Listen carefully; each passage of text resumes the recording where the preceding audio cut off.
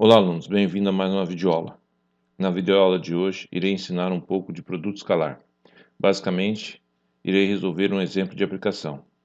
Mas antes, gostaria de pedir que, se você ainda não é inscrito no meu canal, que se inscreva, ative o sininho de notificação, dê um like, que tudo isso ajuda a fortalecer o canal. Uma força dada pelo vetor F, que a gente está vendo aqui, move uma partícula do ponto P para o ponto Q. Determine o trabalho realizado. Então, solução.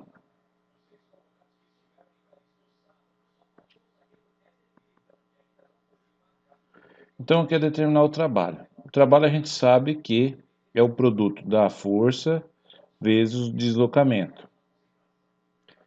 Isso daqui então, o trabalho é o produto da força vezes o deslocamento.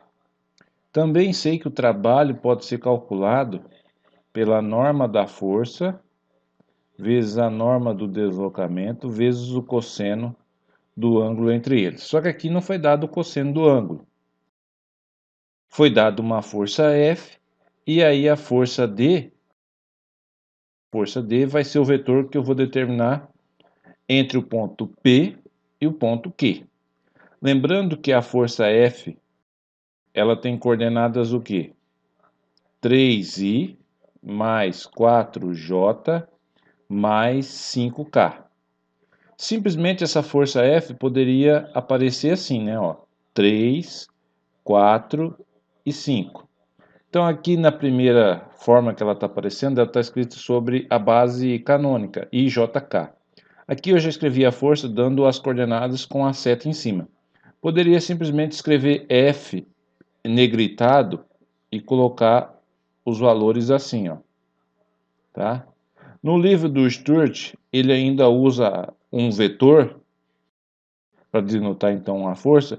Ele usa essa notação aqui, ó, 3, 4 e 5. Tá? Então tem que tomar cuidado com a anotação que o livro está utilizando. Geralmente as duas mais comuns são essa e essa. Tá? Ou então em negrito. E aí só aparecem as coordenadas.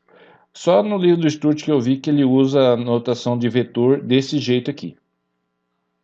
Tem que tomar cuidado também com a questão de determinar o vetor. O vetor D vai ser determinado pela diferença do ponto Q menos P. Né? O ponto também, em algumas situações, o ponto pode aparecer assim, ó, 2, 1, 0. Aqui nesse caso que eu copiei esse exemplo do livro do Sturt, o ponto está aparecendo assim, ó, 2, 1 e 0, não tem um sinal de igual. Então tem que tomar cuidado com as notações, o que significa vetor, o que significa ponto, quando a gente está estudando vetores. Né? Qual é a notação para o livro de ponto? Qual é a notação do livro para vetor? Geralmente essas duas notações que eu coloquei aqui de vetor vai aparecer, tá? Geralmente vai aparecer essas duas notações, mas sempre pode modificar alguma coisinha. Então aí o aluno às vezes confunde, fala, mas uma hora o vetor está de um jeito, outra hora o vetor parece que é um ponto, e daí como é que fica, né? Então tem que analisar sempre a notação do livro. O que o livro está chamando de vetor, o que o livro está chamando de ponto. Lembrando que um vetor, sempre isso aqui não vai mudar. Para determinar um vetor, eu faço a diferença da extremidade menos a origem. Então, esse cálculo que eu vou fazer aqui, sempre em qualquer bibliografia, vai utilizar essa conta para determinar um vetor, ou seja, pego a extremidade, que seria o Q, menos o P para determinar o vetor. Então, vamos determinar o vetor D. Então, o vetor D vai ser determinado pela diferença do ponto Q menos P. Ou seja, 4, 6 e 2 menos 2, 1 e 0. Então, se eu for fazer 4 menos 2, vai dar 2. Né? Ó, 4 menos 2. Depois 6 menos 1 vai dar 5. E 2 menos 0 vai dar 2. Bom, a força F tem coordenada 3, 4 e 5. Então, eu não vou precisar utilizar essa segunda igualdade aqui, que é proveniente do teorema, e sim a primeira, que é basicamente a definição de produto escalar. Então, o trabalho vai ser dado pelo produto escalar do vetor 3, 4 e 5 com o vetor 2, 5 e 2.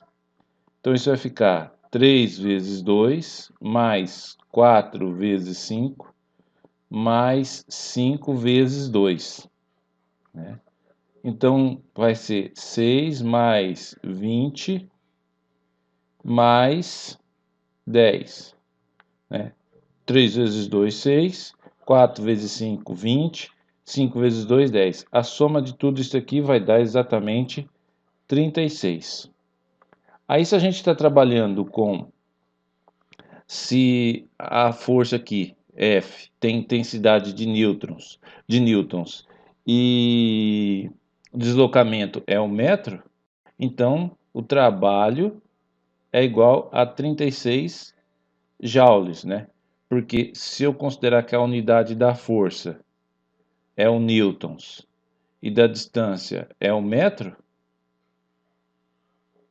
então o trabalho que está dando 36 seria 36 joules.